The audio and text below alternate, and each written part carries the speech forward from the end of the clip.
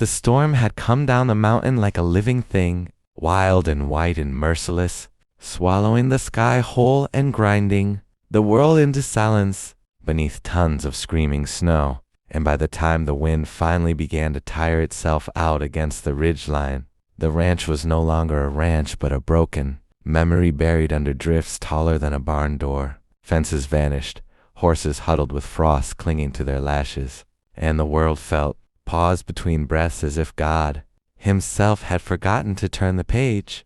Caleb Mercer had seen blizzards before he had been born into wind and ice and the hard language of winter, but this avalanche had been different, a roaring wall of thunder that had peeled off the high face of the mountain at dusk and charged down through the timber like judgment. He had been in the lower pasture checking a loose gate when he heard it, that unnatural crack like the sky splitting open, and then the ground trembling under his boots as snow gave way above. He'd run without thinking, sprinting toward the slope where the logging road cut through, because he'd known someone was up there.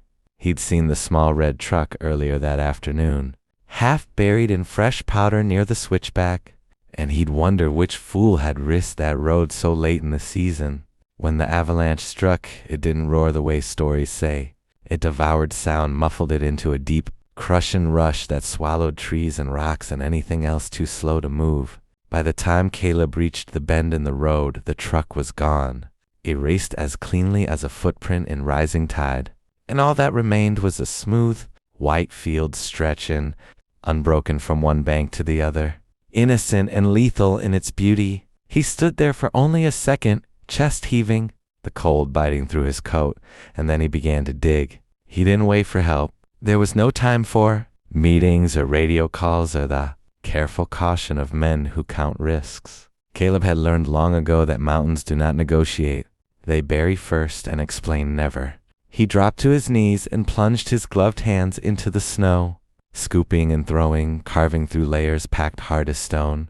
The first few inches were light and powdery, but beneath that the avalanche had set like cement, heavy and airless. He grabbed the shovel from the back of his saddle horse and worked with the steady rhythm of someone who had spent his life carving. Order from chaos: lift, throw, breathe. Lift, throw, breathe. The sky was fading to a bruised purple, and with each passing minute the temperature sank, stealing warmth from his fingers and stiffening his jaw. He didn't know who he was digging for. Maybe it was a tourist, maybe a lost college kid chasing snow for a photograph, maybe someone's daughter who had underestimated the mood of a mountain. He only knew that if someone was down there, time was not a friend. Snow suffocates quietly. It presses into lungs, steals heat from blood, lulls the body into a sleep that looks peaceful from above.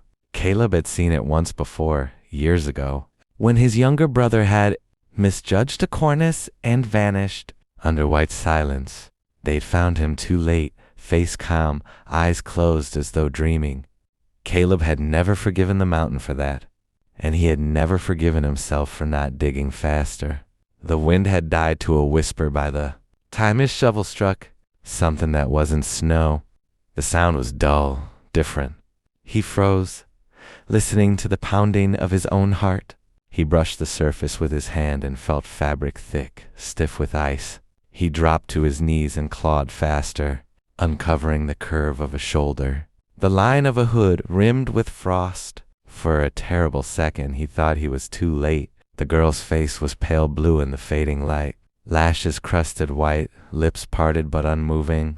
Snow had packed around her head, leaving only a small hollow near her mouth, a pocket of air no bigger than a cupped hand. He pressed his ear close, ignoring the cold that burned his skin, and there it was, a whisper of breath so faint it might have been imagination.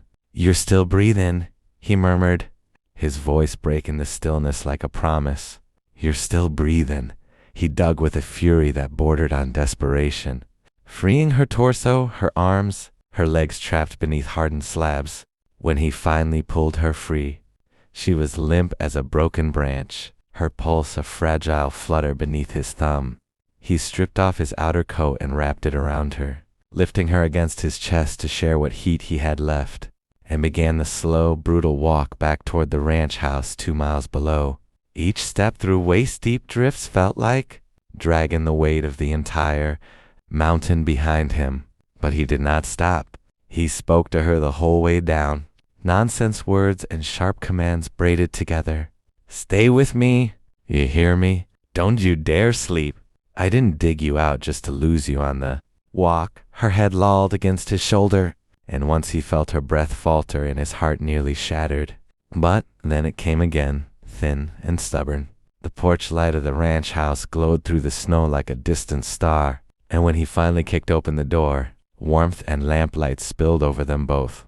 He laid her on the rug before the fireplace, working quickly, methodically, boots off, gloves off, wet jacket peeled away. He'd taken a wilderness first aid course after his brother's death, memorized the signs of hypothermia the way some men memorize scripture. He warmed her slowly, carefully, resisting the urge to rush, knowing that too much heat too fast could shock a body already teetering on the edge. He rubbed her hands between his own, spoke her back toward the world inch by inch. You're safe, he told her, though he didn't yet know if that was true. You're safe now. It was hours before her eyelids fluttered. He had brewed coffee for himself and broth for her, had checked her pulse so many times he could have counted it in his sleep, and still he feared she might slip away between one blink and the next.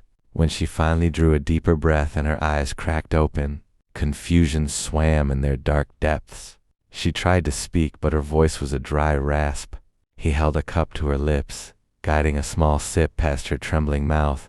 Easy, he said softly. You were under the snow.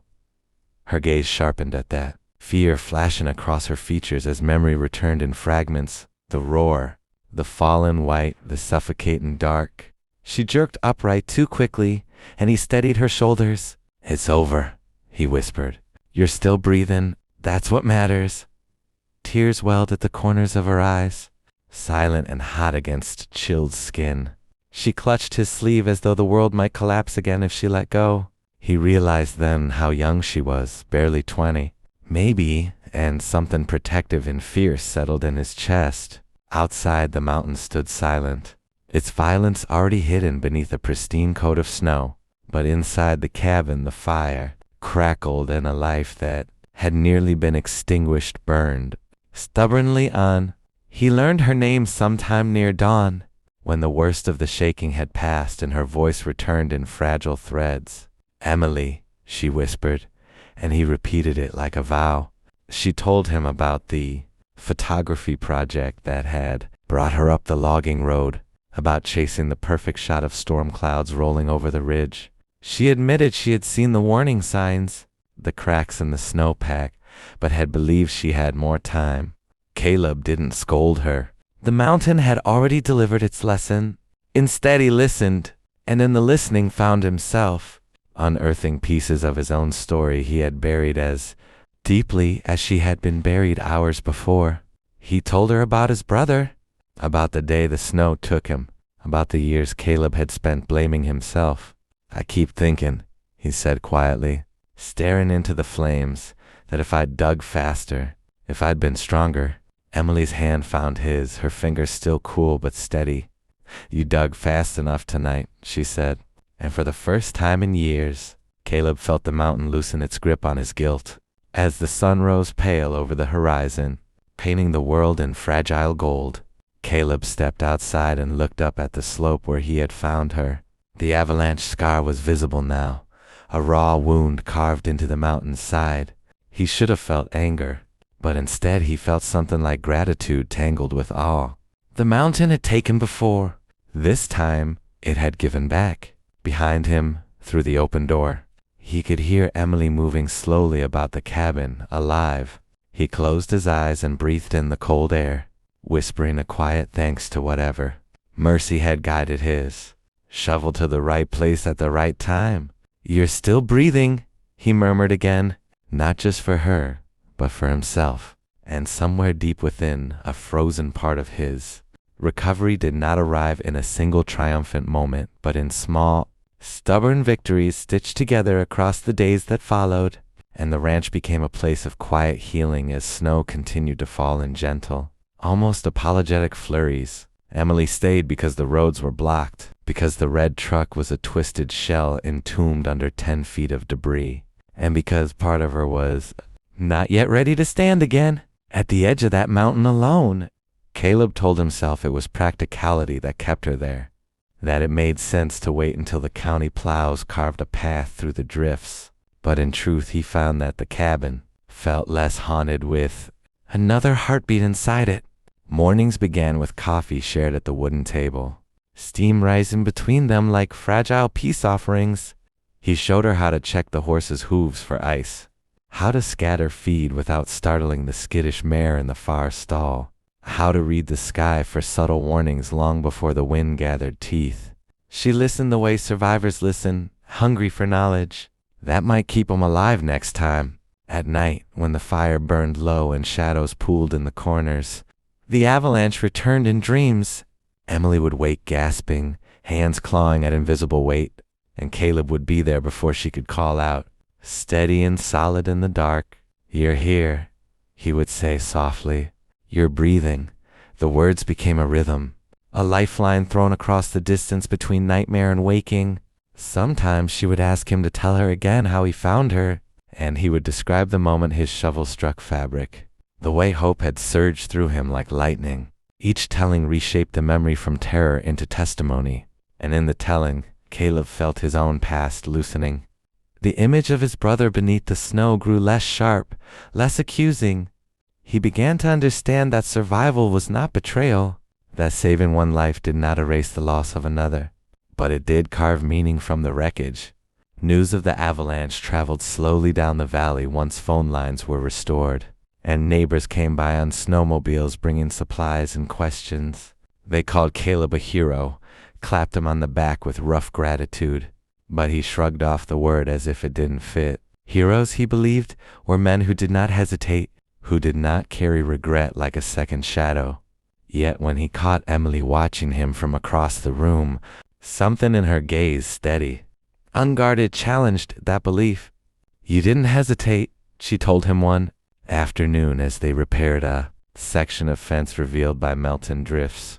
"You ran toward it." Caleb paused, leaning on his hammer, considering that perhaps courage was not the absence of ghosts, but the refusal to let them decide your direction. The day the road finally reopened dawned bright and brittle, sunlight striking diamonds from every remaining patch of snow. A county truck rumbled up the drive to confirm it was passable, and with it came the reality that Emily could leave. She stood on the porch with her packed bag at her feet, staring toward the mountain that had nearly claimed her. "I should go," she said, though her voice carried uncertainty. Caleb nodded because he understood that healing sometimes requires returning to the place you almost lost yourself. He helped load her salvaged camera equipment into the back of a neighbor's truck and handed her a thermos for the drive. For a long moment they simply stood there, words inadequate against what had passed between them. Finally she stepped forward and wrapped her arms around him, fierce and unafraid. "You gave me my life back," she whispered against his chest. Caleb swallowed hard, the old ache rising and then dissolving under something warmer. "No," he replied gently. "You fought your way back. I just dug." She climbed into the truck, and as it pulled away down the cleared road, she rolled down the window despite the cold. "I'll come back," she called, wind snatching at her hair. Caleb raised a hand in quiet acknowledgement, unsure whether she meant to visit or to stay. The truck disappeared around the bend, leaving the ranch wrapped once more in mountain silence. Yet it was a different silence now, not empty, not accusing, but full of possibility. Caleb turned toward the slope, where the avalanche sky was already softening under new snowfall. He knew storms would come again. Mountains do not retire from their nature, but he also knew what it felt like to dig with everything he had, to pull breath from beneath crushing weight. Weeks later, a package arrived addressed in careful script. Inside was a framed photograph, the mountain at dawn, light spilling over the ridge in radiant gold, the avalanche scar visible but transformed into a line of contrast that made the entire scene more powerful, more alive. On the back she had written, "Still breathing." Caleb set the frame on the mantel above the fireplace, where flames flickered beneath it each evening. He began volunteering with the county rescue team that winter, training younger men and women in avalanche response, teaching them what to listen for beneath the wind, how to read the subtle shifts in snowpack, how to dig not just with urgency but with faith. Each time they headed out on a call, he carried the memory of that faint breath beneath his ear, the whisper that had changed everything. And so the story of that night traveled beyond the valley, not as a tale of disaster, but as a testament to stubborn hope. A cowboy kneeling in the snow, refusing to surrender to silence. A girl buried beneath impossible weight, lungs fighting for one more breath. A whisper carried through the cold. You're still breathing sometimes. Survival begins with nothing more than someone willing to believe there is life beneath the surface. Someone willing to dig when the world insists it is too late. If this story stirred something in you, if it reminded you that even under the heaviest avalanche there can still be breath, then stay with us. Subscribe to the channel. Join this growing family of listeners who believe in resilience, courage, and second chances. Because there are more stories waiting beneath the snow, more hearts still breathing, and together we will keep digging until every one of them is found.